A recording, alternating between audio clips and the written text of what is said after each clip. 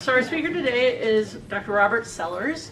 He is Vice Provost and Chief Diversity Officer and a Professor of Psychology and Education at the University of Michigan. He earned his bachelor's degree from Howard, where he was, in addition to a cum laude honors student, he was an All-American football player, so maybe that will make everybody feel better about the whole Division I thing, and that you can do academically well while being an athlete. Or not. We're not going to have football. His PhD is in personality psychology from Michigan, and he worked as an assistant and associate professor at Virginia before going back to Michigan, where he served as the associate chair and chair of the psychology department before starting in his current role. He publishes extensively, and I think this is probably what he's going to talk about today, in the area of the role of race in psychological lives of African Americans, formation of racial identity, experiences of student athletes. He's developed a multidimensional model of African American racial identity. He's received a ton of honors and awards. He's past president of Division V of APA. He's a fellow of both Division VIII and Division V. I should know what those are, but I don't. And a fellow of APS. He also won a mid-career award in personality psychology from the American Psychological Foundation. Is that right? Yeah. And an award from the APA Graduate Students Association for outstanding mentorship of and professional development in ethnic minority grad students. So please join me in welcoming Robert Sellers.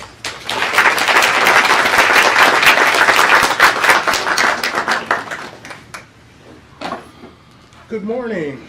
Morning. Oh, no. No. Good morning. Good morning. All right. It is my great pleasure to be here today, having an opportunity to do something that these days I don't get a lot of opportunities to do, which is to share my research. As we were talking earlier, my administrative position has cut deeply, very deeply, into my academic activities, and so the idea that I could share this time with you today to share some of the work that my students and I have done over the years looking at racial discrimination and racial identity is something that I deeply appreciate. And the fact that I look outside and I see sun and 60 degree weather coming from Ann Arbor, I'm also really happy to be here.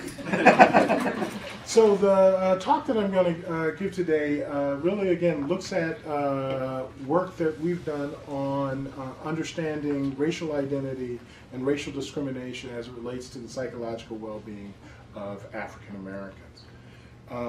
What we hope to get through in our time is a brief discussion of racial discrimination and thinking about it in the context of a stress and coping framework, and then providing a very brief overview of some of the basic findings that we found that indicate that racial discrimination is an important risk factor for African Americans in terms of their psychological well-being, and then talk about another set of findings looking at racial identity as a source of resilience for many African Americans. Then ending with a lab study, a description of a lab study looking at racial identity and racial discrimination. And finally, hopefully we'll have enough time for a brief discussion. Before I go forward, it's always important for me to acknowledge that the work that I'm presenting today is a function of a number of outstanding graduate students that I've had the opportunity to work with over the years, and so even though they're not here today physically, they are here in spirit. So if, during the talk there's some things about the talk that you really enjoy and think are really good, that's all me. If there are things that you have questions about, please remember they were students and this is an educational experience. First, a lot of our work started off looking at trying to understand experiences of discrimination. And the psychological literature has looked at issues related to discrimination from a variety of different perspectives. And most of those perspectives, interestingly enough, have had little to do with those individuals who've actually experienced the discrimination. So if you look at the long history in social psychology of issues related to inequality, unfair treatment, etc., you see a long literature looking at stereotyping, looking at prejudice, looking at now stereotype applications, but you find stigmatization, but you find relatively little work actually from the perspectives of the targets of these particular behaviors. And in trying to understand that, we've tried to put this within the frame of a broader stress and coping conceptual theory. So how many of you are familiar with Folkman and Lazarus's transactional theory of stress and coping? All right.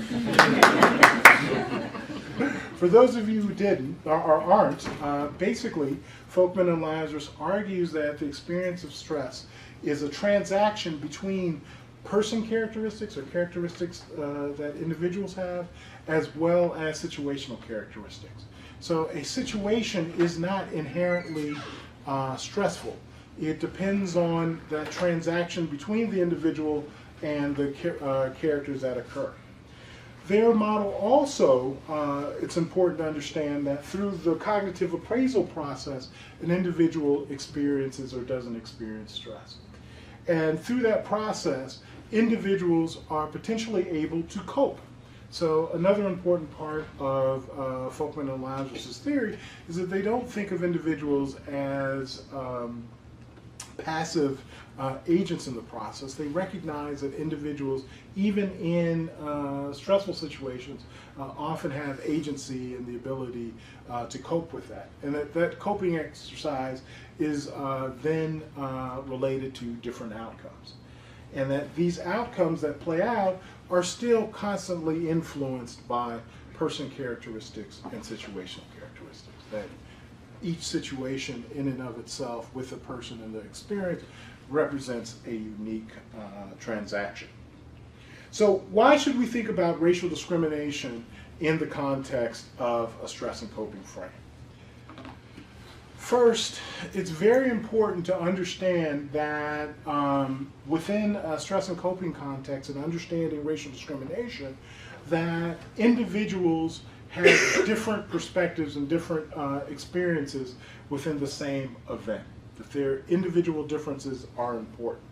So like Folkman and Lazarus, we think about racial discrimination as being a phenomenological approach. So we look at the experience of the individual in the context of the event. That's the place in which we take. So you could say from the outside, from an objective perspective, is this event really stressful or is this event really racial? Our argument is we don't care about from the outside. The perspective that we think is really important is how does the individual who's in the midst of the action experience the event. It also acknowledges the interplay of the person and the situation. So it's important to understand both individual differences, so what an individual brings to the situation, as well as recognizing that all discriminatory events aren't the same. So in some cases you may be unfairly treated. Other cases you may have a negative stereotype applied to you. Still other cases you may be confused for another member of your particular racial group or group. These are all different types of experiences that individuals are likely to face and are different situations and has consequences. So in thinking about our transactional model of racial discrimination, we're particularly focused on racial identity attitudes, and I'll describe and define those later, as our important person characteristic. We're also interested in situational cues and the different ways and different types of discrimination individuals experience and face. And then we're interested in individuals' racial attributions in terms of thinking about appraisals.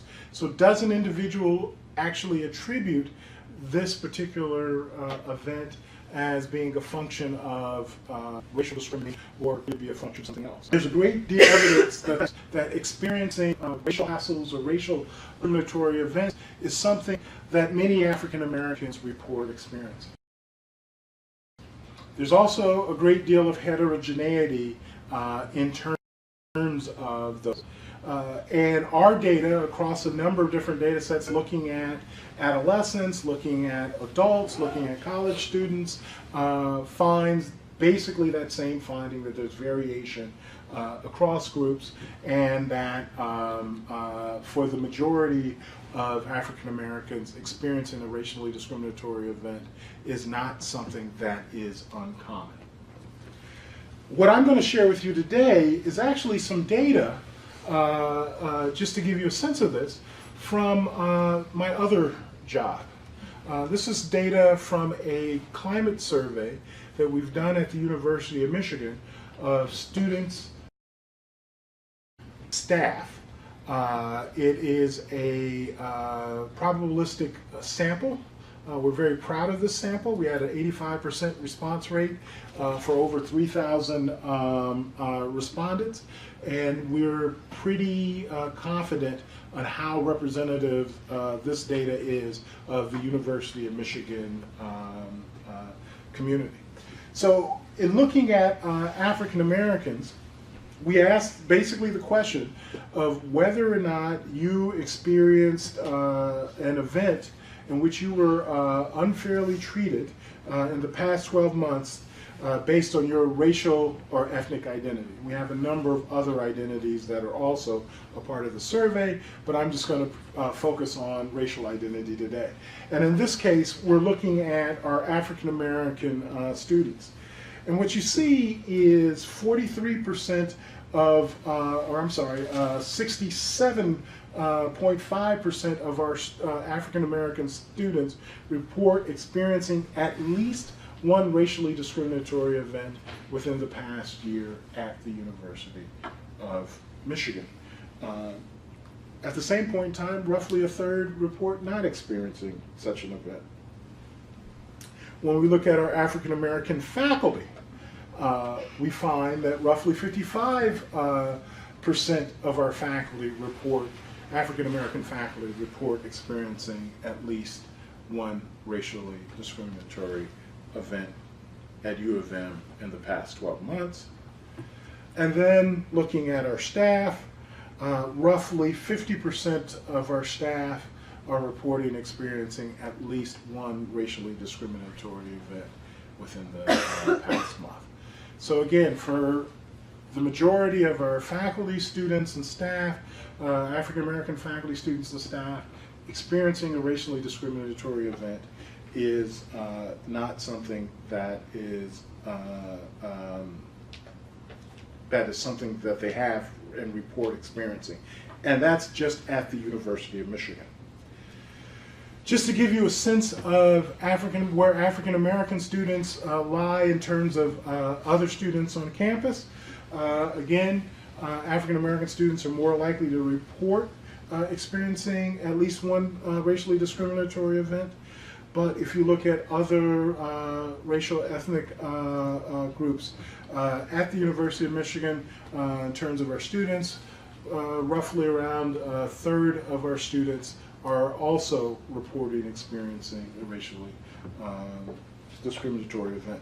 And 7% of our white students are reporting such an event. Faculty, again, you see a similar pattern with African Americans reporting experiencing more, about 5% of white faculty reporting at least one event that's racially discriminatory. And then our staff looks very similar.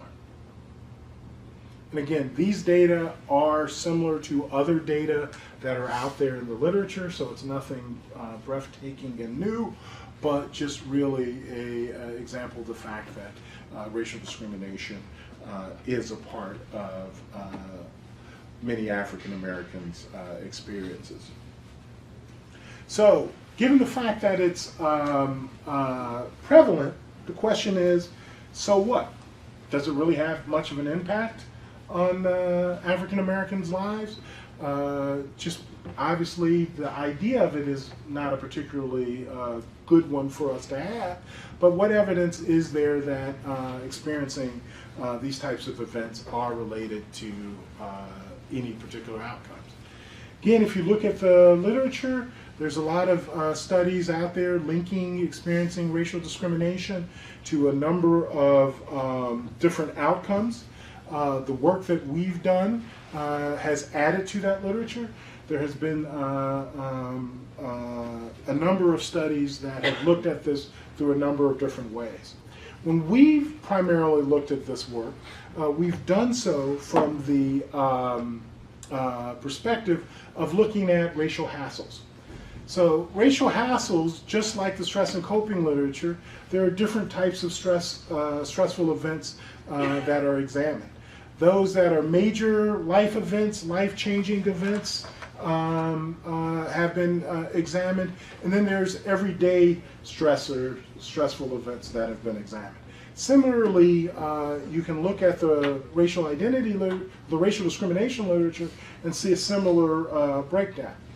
Most of the work that we've done has worked at the level of everyday discrimination or racial hassle events. And we think that this is important, first and foremost, because racial hassles occur more frequently than major racist events. As you might imagine,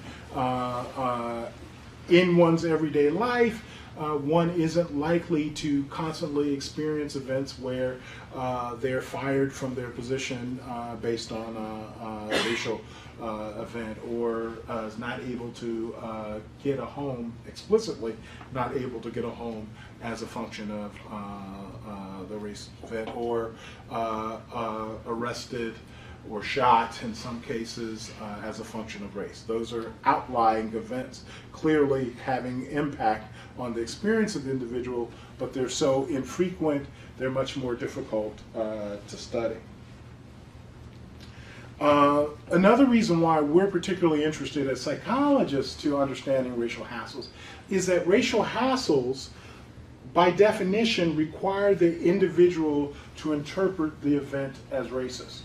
So again, we're not interested necessarily in our perspective of what the intent of the perpetrator, but we're interested in the perspective of the individual who experienced the event. So two individuals may experience the exact same event, and one person experience it as racial discrimination and the other person not experience it as racial discrimination.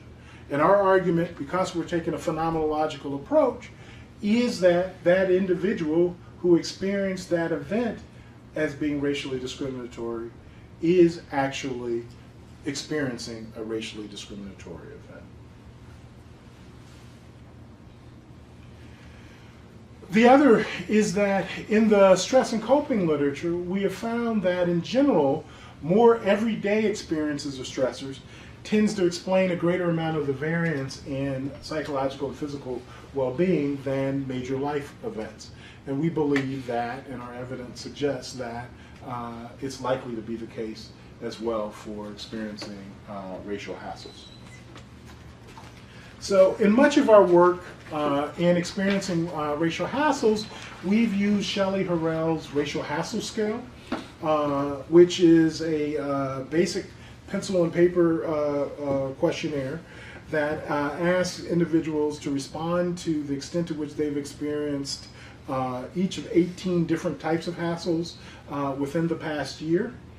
And most of the work that we do with our scale is we just look at the total number of events and the frequency of those events and sum those to represent our total. So these are things like being treated rudely or disrespectfully, and all because of race, being accused of something or treated suspiciously, or being mistaken for someone else of your same race. So these are the types of racial hassles that individuals are responding to. So one of the critiques that have been placed in terms of much of the literature that has looked at the relationship between experiences of discrimination and psychological and physical and educational outcomes is that those studies have tended to be cross-sectional, that those studies tended to look at, have problems of method bias where they're looking at self-reports of outcomes, the same outcomes at the same point in time, with the argument that there may be some missing third variable that's at play that is explaining both the experiences of discrimination as well as reports of the psychological well-being outcomes. We have attempted over the years to get at that particular issue. So in this particular case, I'm just going to show you some data where we're predicting prospectively adolescents' experiences of reports of their experiences of discrimination and their outcomes 2 years later in the future, controlling for earlier outcomes and a number of other person characteristics. So we find, for instance, in the case of depressive symptoms using the CESD, a significant positive relationship such that experiencing, reporting more hassles 2 years earlier is associated with higher levels of CSD 2 years later. Similarly, perceived stress, we find the same positive relationship. And in this case, we find a significant gender interaction where the effect is strongest for girls. The effect for boys is not statistically significant. And then neuroticism, again, we find this relationship. And again, it is girls that are the primary effect, though the effect for boys is actually significant, but it's much stronger and steeper for girls. And then in terms of behavioral outcomes, we find no significant difference, but again, guess what? We do find a gender interaction where again the effect is playing out for girls as opposed to boys. And then less the concern with regards to the self-report nature. This is impact with regards to GPA on academic courses based on transcript data.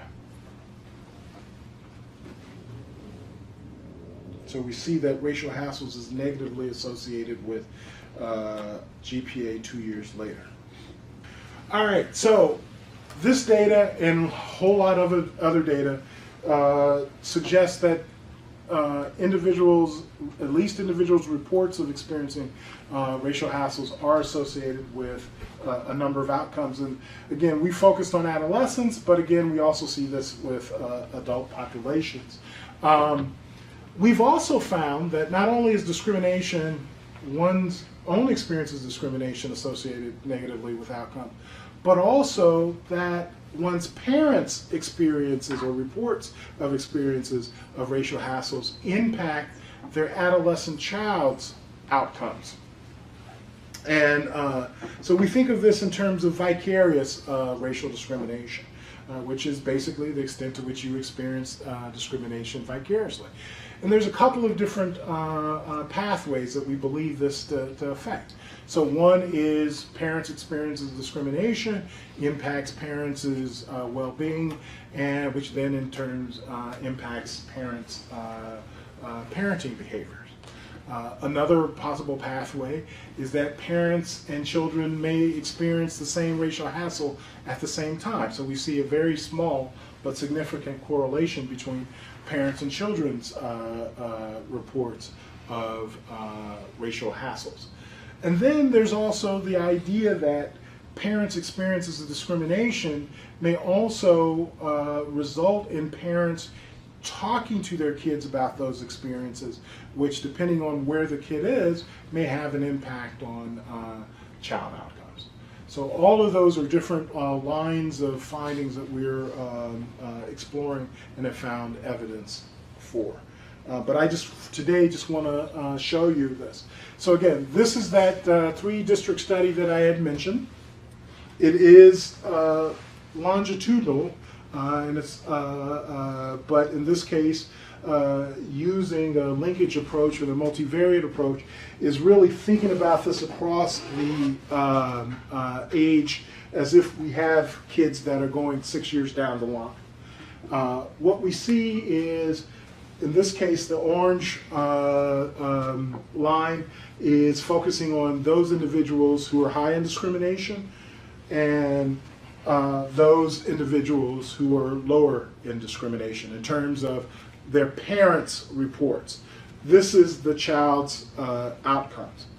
And so what you see is a significant difference at earlier ages between high discrimination and low discrimination. In other words, there's a discrimination effect such that adolescents whose parents report more experiences of discrimination are reporting more depressive symptoms than parents who are reporting lower discrimination. And that this effect actually shrinks as children get older. And even though it crosses over, that crossover is not significant.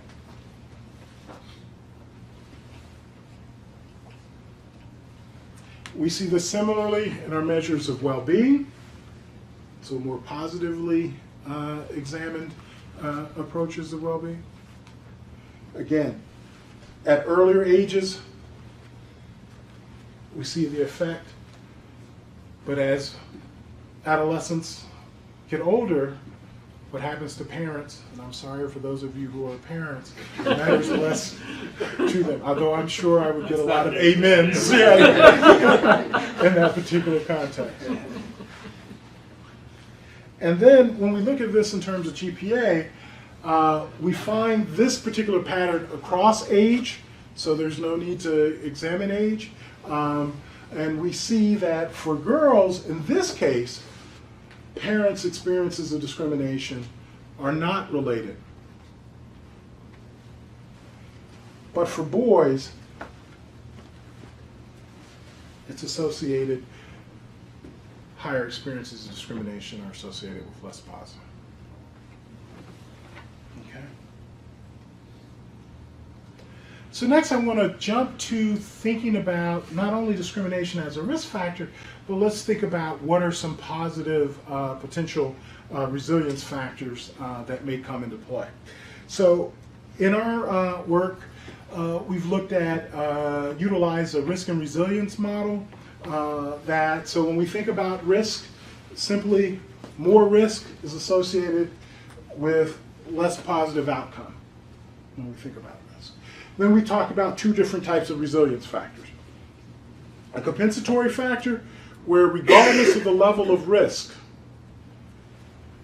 more of this compensatory factor is associated with more positive outcomes.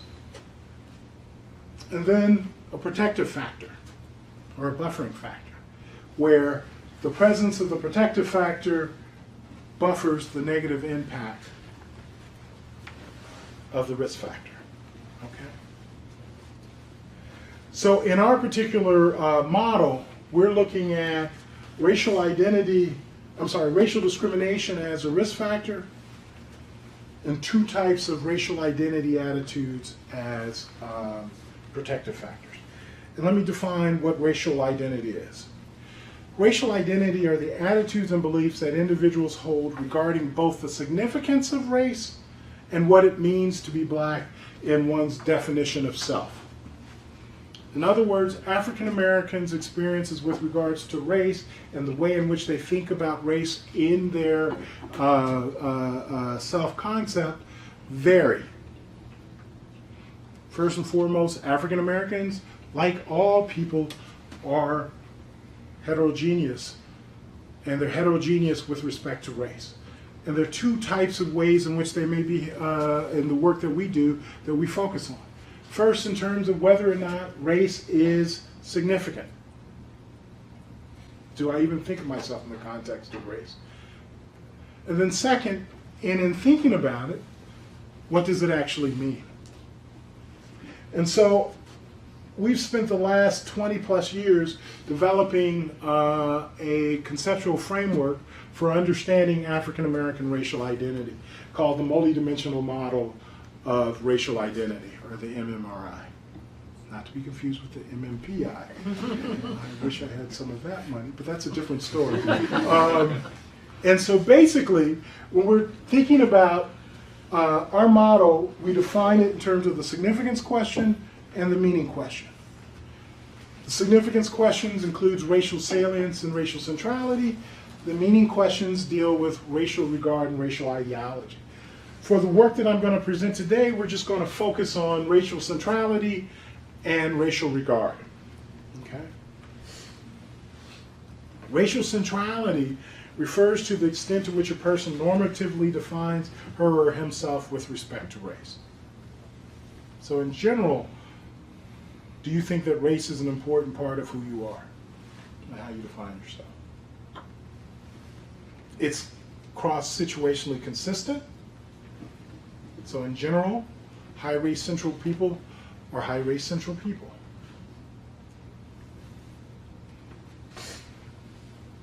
And individuals may vary in terms of a number of different identities. So it might be race, it might be gender, it might be high race central, low gender central, low class central, high Triton central. So all different types of identities make up a different set of self-concept in terms of the salience, or I'm sorry, the centrality of those identities. And then racial regard really is talking about individuals, the sort of good-bad dimension, or individuals' personal affective and evaluative judgments of his or her race.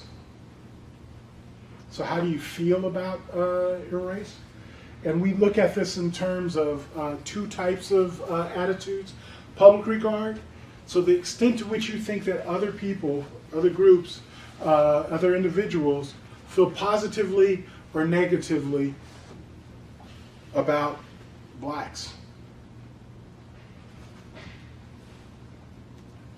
And then private regard, the extent to which you as an individual feel positively or negatively towards blacks and your membership in the black group.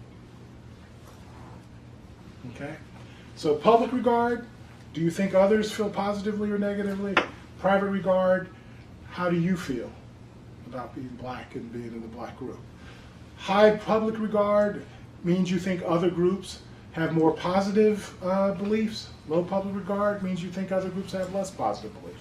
High private regard means you feel positive towards your group. Low private regard means you think that others have less positive. Again, going back to our risk and resilience model, we think of racial hassle as a risk factor. We think that private regard, regardless of levels of racial hassles, should be associated positively with psychological functioning. So thinking about it in terms of racial self-esteem. Public regard, on the other hand, we believe to potentially buffer the impact of discrimination. And quickly, we did a study with college students testing these hypotheses. The first set of questions, we're just looking at how centrality, private regard, and public regard predicted racial hassles. In this study, we looked at it cross-sectionally, but we also have some longitudinal data as well. And what we find is, if you think that other groups have less positive attitudes towards African Americans, then you are more likely to report experiencing more racial hassles. Okay? So if you think the world out there is more likely to discriminate against African Americans, then you also are more likely to report experiencing racial hassles. And in our longitudinal data, we find evidence that this direction is bidirectional. So getting at the attribution question, it may be, if you believe that this is the way the world works, you may be more likely to make attributions in ambiguous situations. At the same point in time, if you experience more discrimination, then you're likely to also change the way in which you think the world works. Then we wanted to test our resilience hypotheses. Again, we find evidence racial hassles is associated with more depressive symptoms. Individuals for whom race, who feel more positive about being black, also report less depressive symptoms regardless of risk. And we find no relationships between public regard and centrality. Same thing happens when we look at perceived stress. We also looked at psychological well-being and find similar types of relationships. Now, to test whether or not public regard is an important buffer, we found significant interactions between public regard and only public regard, and in terms of racial hassles, we find that individuals who have high public regard, thinking other groups have more positive attitudes, that the relationship between discrimination and depressive symptoms is the way that I've shown all day. It's positive and significant. But that relationship is attenuated for those who are low in public regard. We find basically the same relationship when we look at perceived stress as an outcome. Okay? So this particular study raised a couple of important questions. So does low public regard, or believing that other groups have less positive attitudes, we found that it was associated with experiencing more racial discrimination. And all of our other work has also shown that experiencing more racial discrimination is associated with less positive outcomes. On this side. On the other hand, we find that when reporting experiencing racially discriminatory events, that those individuals who are low in public regard, thinks that other groups have less positive attitudes, seem to be protected. So there's a couple of questions here. One may be an attributional one. Maybe low public regard individuals experience certain events as being racially stressful that high public regard individuals don't. So it may take more for the high public regard individuals to experience a particular event as being racially discriminatory, and therefore the more of that is also associated with less positive outcomes. So we're talking about perhaps individuals are responding to two different types of situations, and that might explain the buffering effect of public regard, low public regard. So these are important questions that need to be framed that we can't get at from our current methodology. So the last study I want to talk about is an experimental study of racial discrimination, where we get an opportunity to manipulate situational cues to make sure that both low public regard folks and high public regard folks are experiencing the same event and seeing whether or not they're different.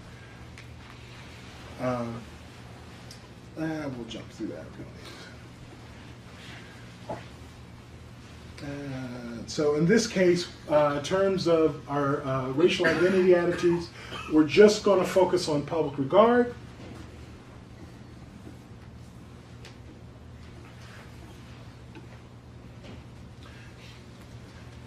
So this particular study is a study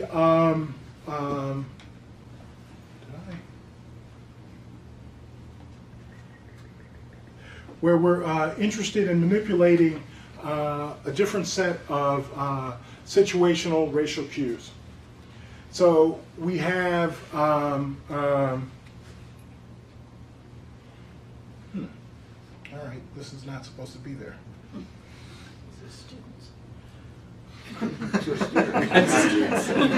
It's my students, exactly. Thank you. Sabotaging you. Exactly.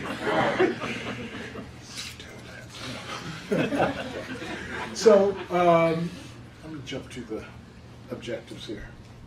So the goal of this study is to look at situational cues and to be able to manipulate situational cues and look at how they interact with individuals' different levels of public regard and see how they influence, first, whether or not they make a racial attribution to an event.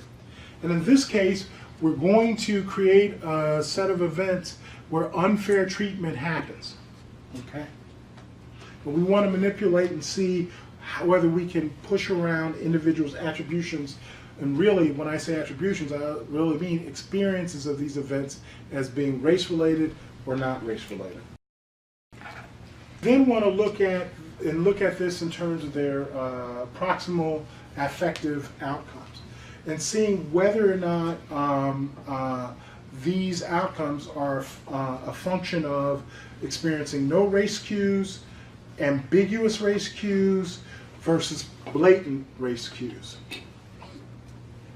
And then we want to see where public regard comes into play in interacting with situational cues to impact how they experience mood and experiencing this unfair treatment. Okay? So this study was a study looking at 78 African American college students from the University of Michigan that were recruited through the registrar's office. Looks like your typical population of African American students at the University of Michigan. 60% of the sample was female. We paid them $15 for their participation in the study, and the cover story was that they were going to be a part of an event where we were interested in assessing their emotional response to a variety of visual stimuli that was presented on a computer screen.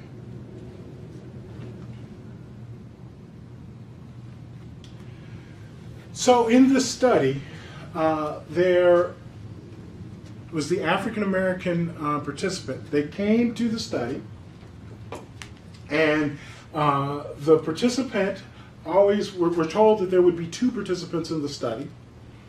They arrived first. It's my high-tech drawing. The room was set up such that there were 2 desks with computers. We sat them down. Our experimenter was a white male. The participants were African American, both males and females. And they went through a trial, a block, looking at stimuli related, basically just your stock footage of screensavers, very high tech. And then they were given a digital emotion response that was both positive and negative. And as they're watching it, they move to how they feel positive or negative. This may be the one space where I don't really have to go into all of this. It might be the one department. And in addition, we also gave them a set of mood scales that they had to respond in terms of how they were feeling at that particular moment at the beginning of the study and at each break in the trial. So the participant comes in, does a quick block, sits at the desk, meets with male. They're told that there will be another person coming. After that first block, another participant comes in, is sat next to him. Then there is a knock at the door, and with this knock at the door, there's a white female iPod experiment. So the person comes in and says, hey, I've got this study. I know that you've got these rest periods. I just literally need one of your participants for a short period of time, like a minute, okay? And this all is happening. The white male experimenter walks out, and the door is open so everybody can hear it. Door opens. And the person says, I only need one. And the white male experimenter says, well, I have two, how should I choose the one? And the white female iPod experimenter says, choose the person that arrived first to the experiment. So again, they said, I just need somebody for a quick second. If they participate, oh, I forgot, this is why they're the iPod experimenter. If they come and they participate, they got a really good chance of getting a brand new iPod. When we've done the study later, it's become an iPad. So this tells you when we first started the study. Okay. And the person says, choose the person that arrived first to the experiment. Person says, our Confederate white male experimenter says, okay, I'll get you someone. Goes back in the room, and of course, gets the person that came second, not the person that came first. So this person who came first is being unfairly treated. Person comes back with a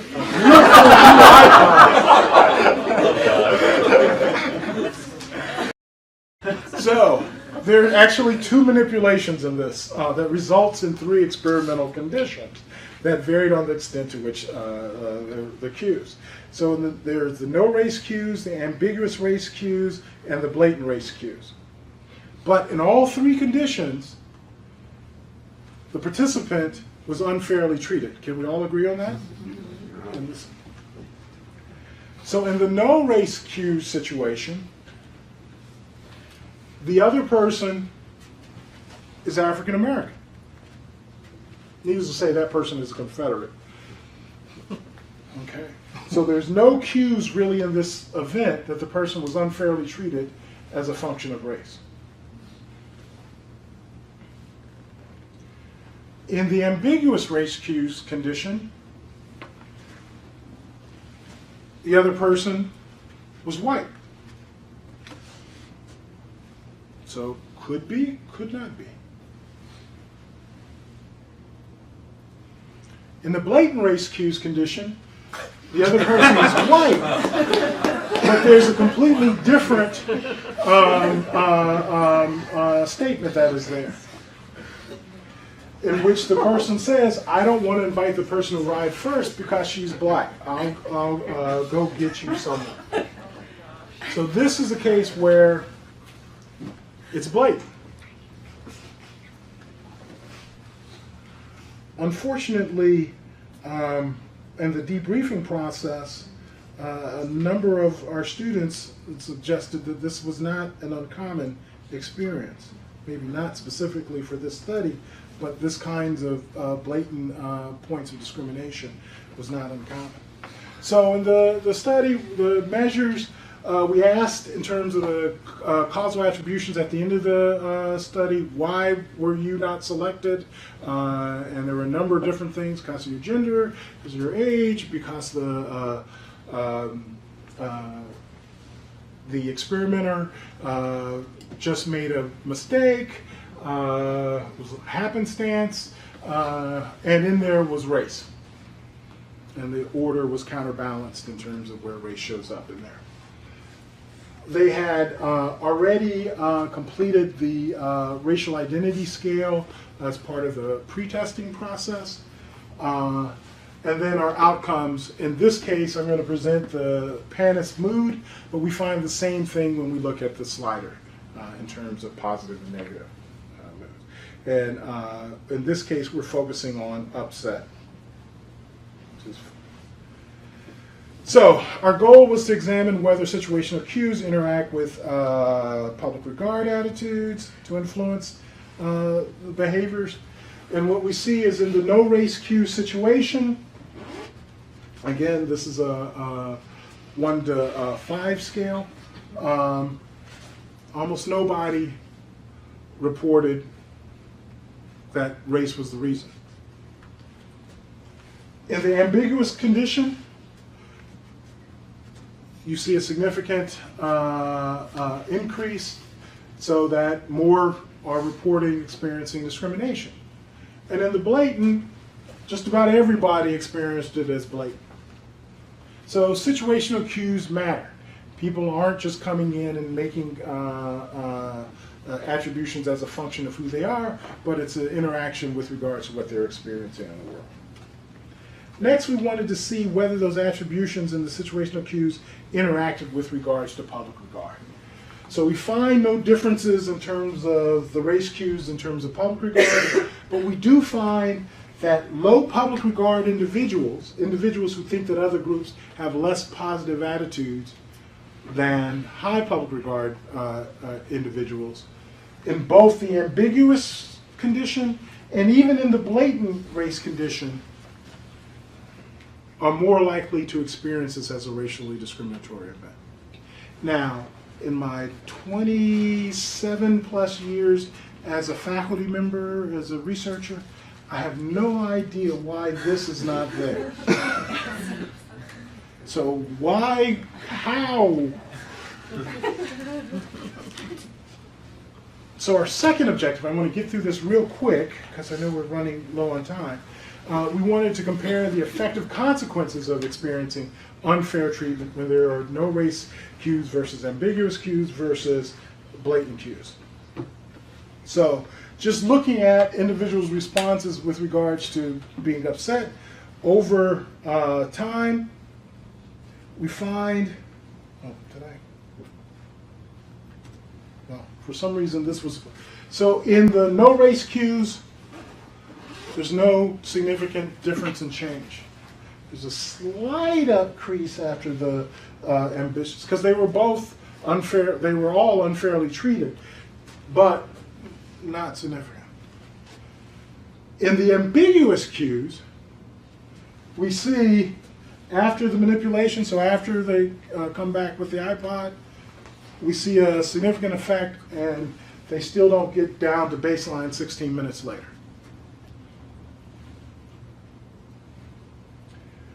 And when we look at this in terms of the blatant race cues, we actually find, particularly when you look here, that our blatant race cues are significantly different there. This is approaching significant, but not significant. So in some ways, racially ambiguous situations may be associated with less positive outcomes than even blatant conditions. So our last objective was to go back and try to understand that conundrum with regards to public regard. More public regard, more likely to experience an event as being racially discriminatory, and therefore is associated with less positive outcomes, right? Well, we now have an opportunity to see if it's because of the ambiguous situation, low public regard, people are more likely to experience those ambiguous as being racially, or is it something else that may be coming in? It may be low public regard is also an important buffer when you actually experience discrimination. And what we see is at the 7+, again, public regard's not particularly relevant in terms of the no race cues. But in the ambiguous condition, if you're low public regard, you feel more upset than if you're high public regard. And that's all, that significantly drops when you then take into consideration attributions. But it doesn't go completely away. On the other hand, in the blatant condition, and you control for attributions, this stays different.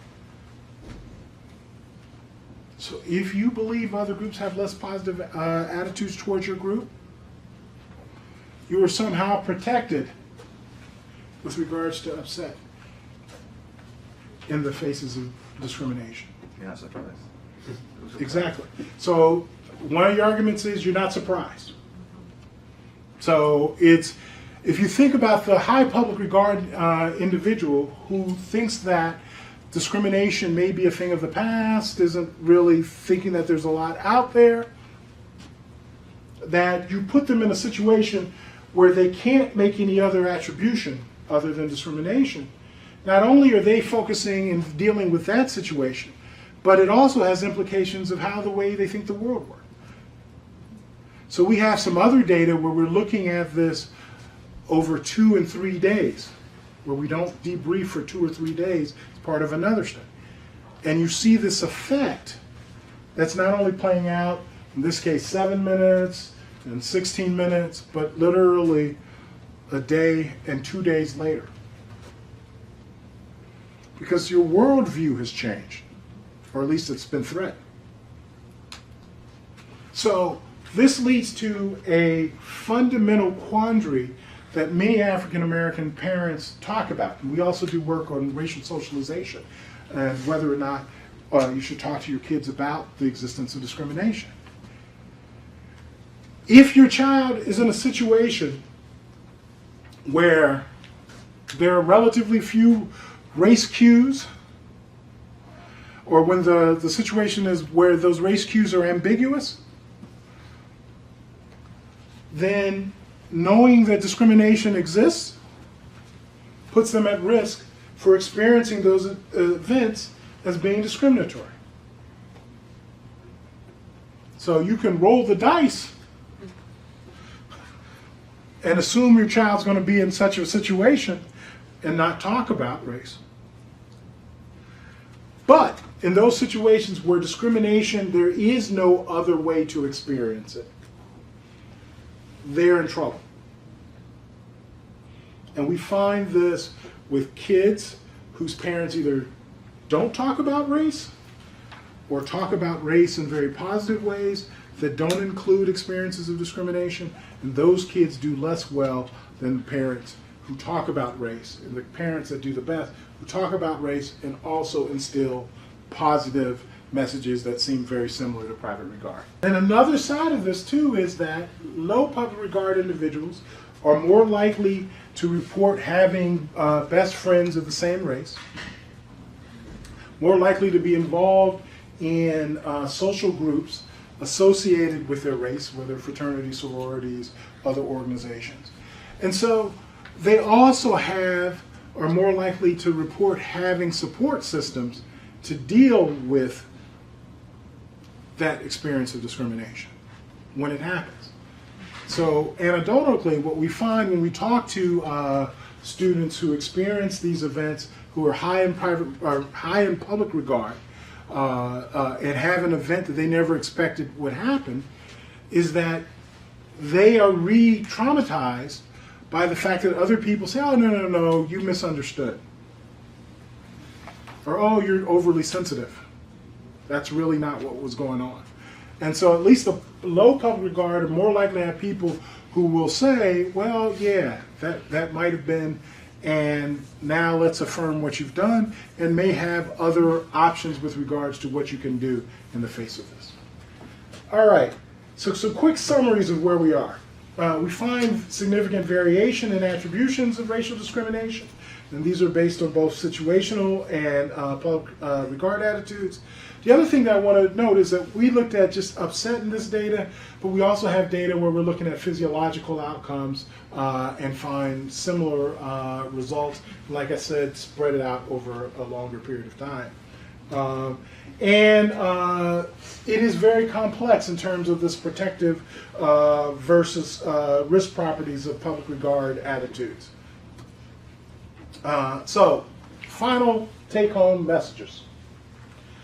We believe that it is extremely important for psychology as a field to move forward to understand the experiences not only of the perpetrators, but also the targets of discrimination.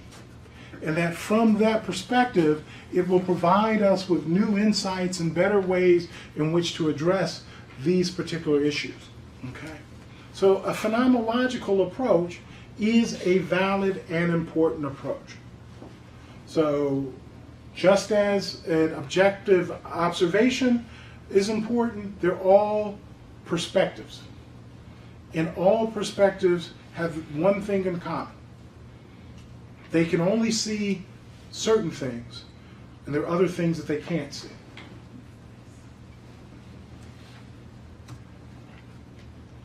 Please do not leave here with the idea that he said that, oh, this discrimination is just in their mind. That is absolutely not the case. So if you will look at the data, you will see that the data also, in our experimental study, fit well with the context.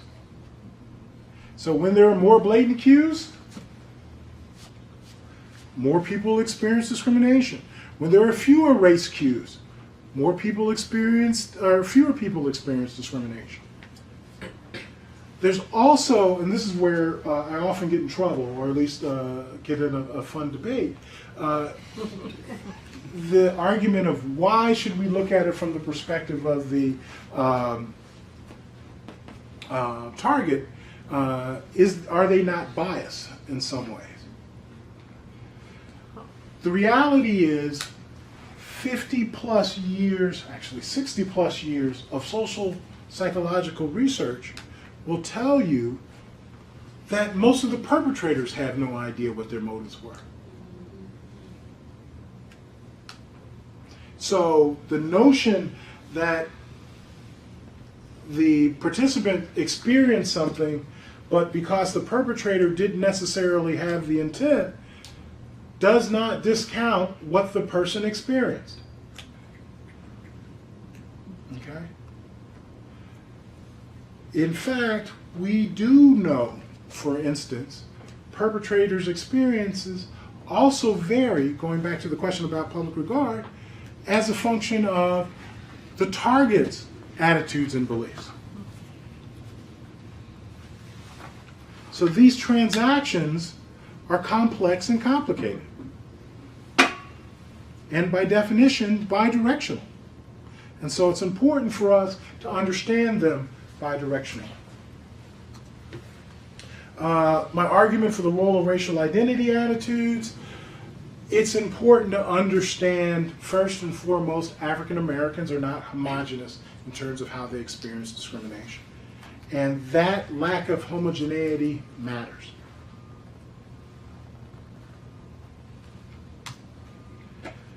And last but not least, our approaches to investigate racial discrimination must also match the complexity of this phenomenon. So it is not enough for us to just simply use paper and pencil measures. There are places for which that is important, but it cannot get at all of the work that we're doing. So I also presented to you today some data from the experimental work that we're doing that allows us to get at some other questions that you could not get with paper and pencil cross-sectional piece. We've also have done a lot of work that I wasn't able to present today, looking at this over time using diary studies and other event sampling methodologies.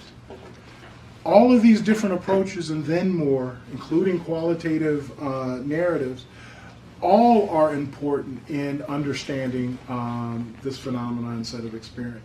It's important that we don't privilege one over the other, but at the same point in time, it's also important, imperative for us not to get stuck on one and assume that that single measure ultimately becomes the construct.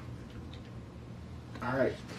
So I want to thank you all for the invitation, and I don't know if we have time, but if we do, I'm open to questions.